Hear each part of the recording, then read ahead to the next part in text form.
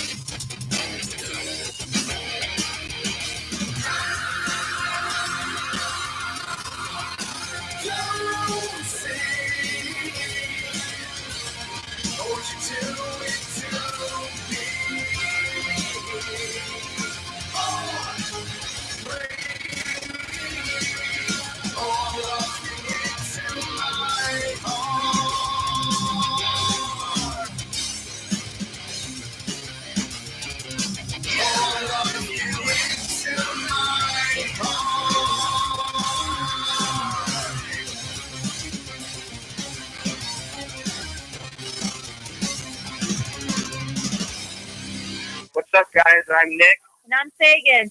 And we're Hal Sagan. And you're listening to the Plankman Show. On tapdetroit.com. They forgot to say that, but I said it for them. That's right. Way to step up to the plate there. I said it for them. We are on the YouTube. Yeah, the YouTube. We're on the YouTube live because we're having a little bit of technical difficulties, but Olin says it should be fixed. What should be fixed? Because if that's the case, I will have it here in a minute.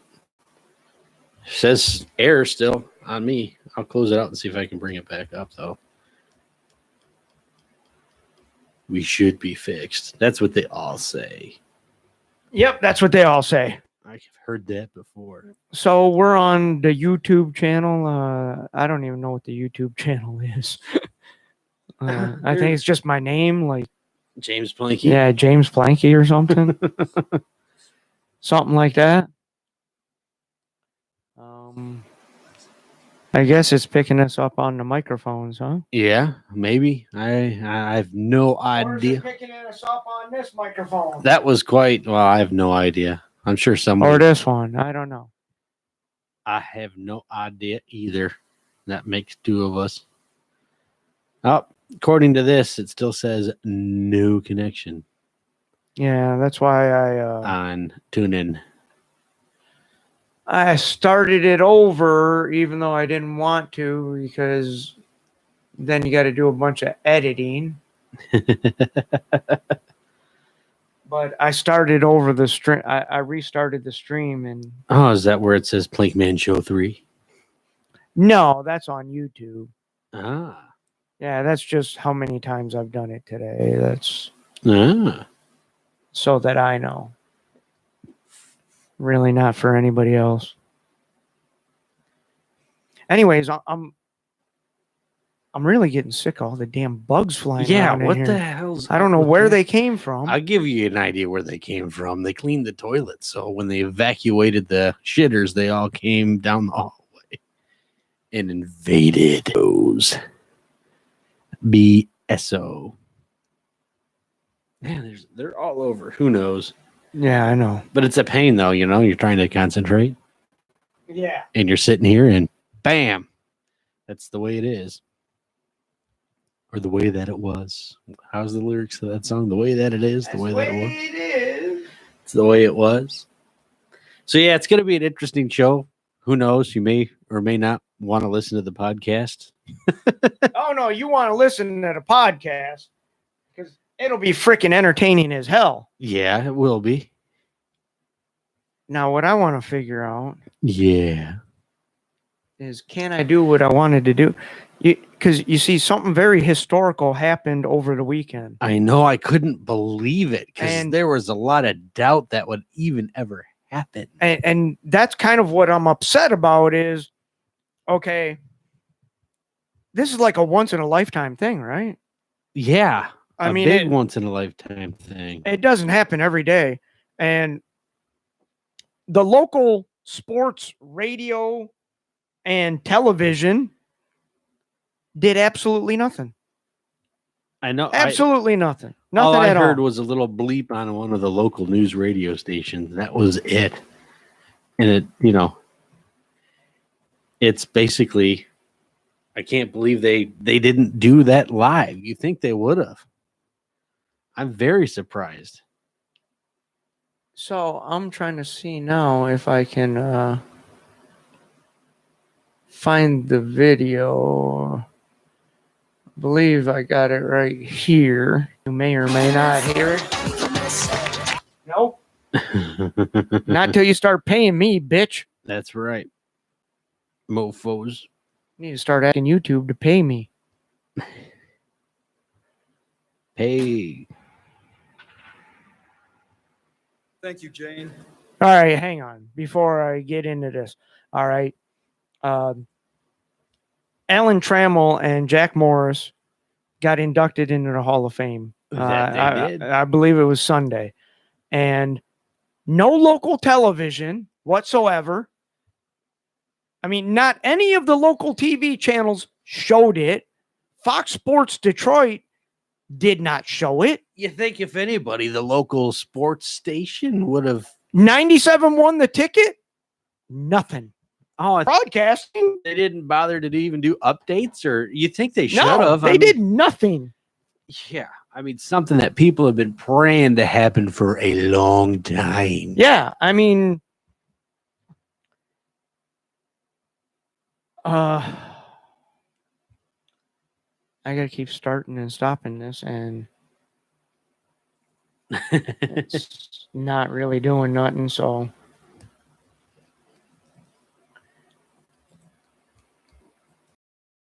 Yeah. like, this is gonna be terrible editing this. Just keep saying error. Yep, I get the same thing. Keep saying you suck. Says have another beer. Maybe dip some of that Crown Royal that's in the freezer. A little bit of frostbite. So, yeah, none of the local television, none of the local radio stations, even, like, hey, breaking news, we're going to go live to Alan Trammell's induction speech. No, none of them did anything. Nothing. All they did was just play snippets hours after the event. Yeah. So here's what I'm going to do for you. Yeah, what are you going to do for me? I'm going to play the damn interview. Really? Or not the interview, the induction speech from Alan Trammell. Sweet. So that'll fill 12 minutes of this show that is going nowhere right now.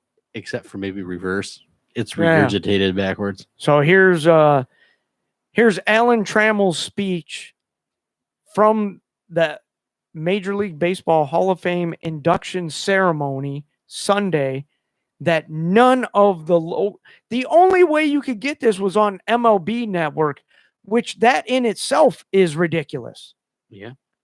Like, why no local broadcast whatsoever? Well, here's what I think of you, MLB. I'm playing it. Sue me. Commissioner,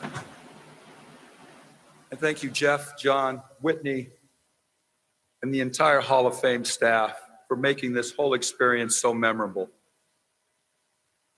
When people ask me, where were you when you received your phone call from the Hall of Fame? I tell them Jane called while I was standing in the aisle deplaning from my flight to the winter. That's how it happened. How do you really describe your emotions in a time like that? I wanted to jump up and down, yell and scream, but I didn't think that would be appropriate to do that in the aisle of a plane. My mind was racing. I was overwhelmed. It was unbelievable. But those words aren't enough. And 7 months later, they're still not enough. Thank you to the Modern Baseball Era Committee for selecting both Jack and I into this year's class.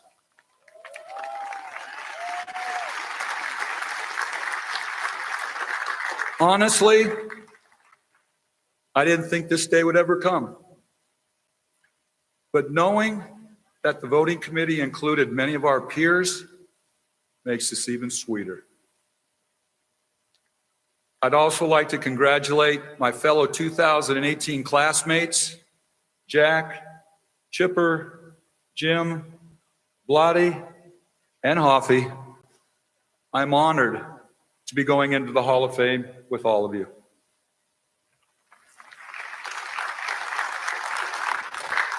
To the Ilitch family, thank you not only for what you've done for the Tigers, but what you've brought to the city of Detroit.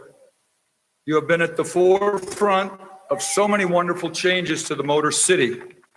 Thank you, Chris, and your entire family for all your important contributions.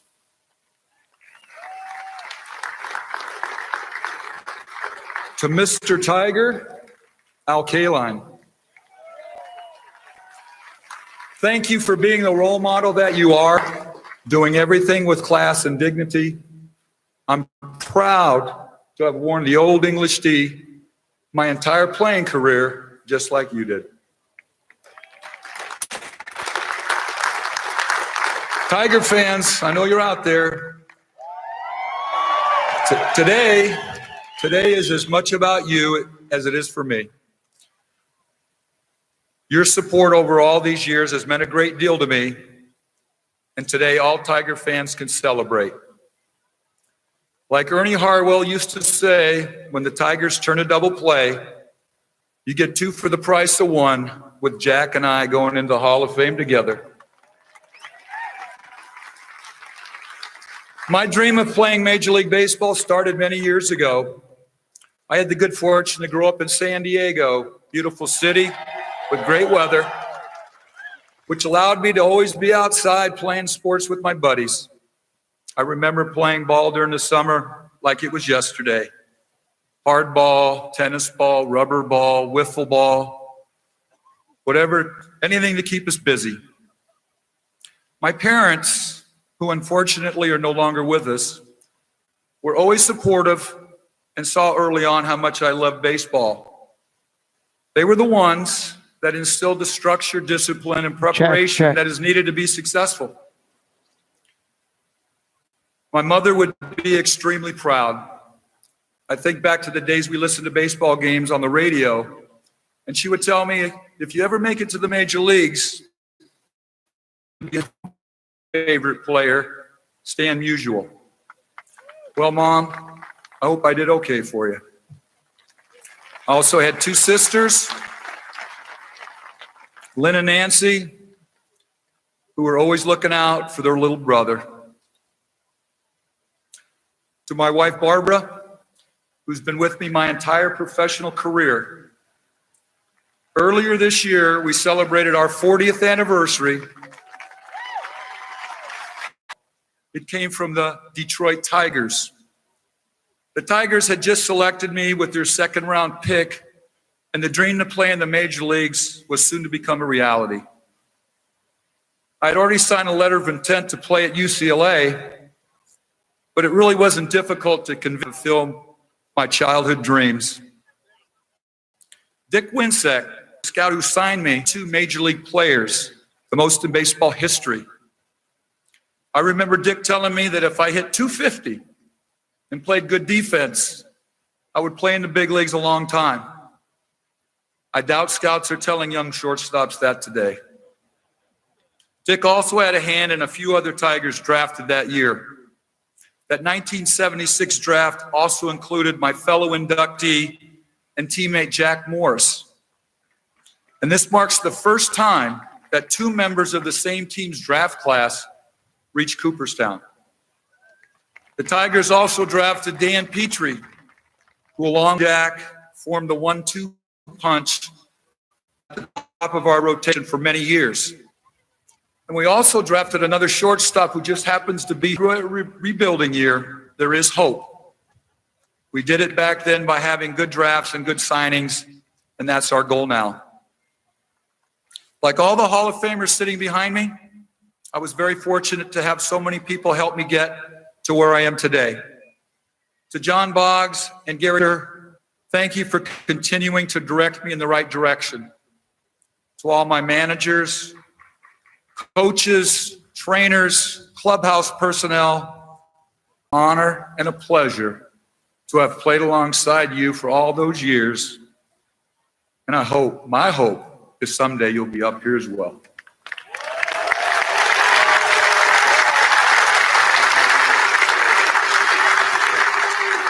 There's one other person I'd like to hear today. You probably know who it is. But early in my career, the Tigers made arguably their most important move during my time. Well, that move turned out to be a life changer for me and for so many of my teammates. For whatever reason, Sparky had been let go the previous season by the Cincinnati Reds. The Tigers swooped him up, and the former skipper of the Big Red Machine was now the manager of the Detroit Tigers. Little did we know how our lives were about to change. We thought we were good ball players, but we found out we didn't know squat. Sparky turned a team of young, talented players into good, fundamentally sound baseball players. And that sounds simple, but believe me, there was a lot more to it if you wanted to play Sparky's way. Sparky's way was team first, always team first. Check your ego at the door. I looked at Sparky and my parents. That meant tough love, discipline, and attention to detail. It took a few years while we competed in the old American League East for all that to set in. His moves. For example, back in 1987, he decided to change.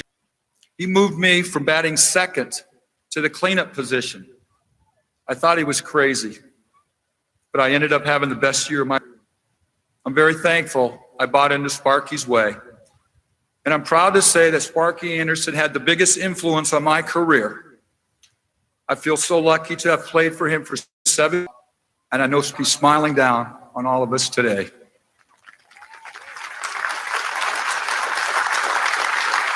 One day, this incredible journey will all sink in. In my current role as a special assistant to the general manager, I feel I can speak for the entire Tigers organization and for all Tigers fans that going into the Hall of Fame wearing the old English D makes us all very proud. I feel truly honored to now be on Major League Baseball's dream team. To everyone here in Cooperstown and watching at home, thank you very much for being a part of this special day for me and my family. Thank you.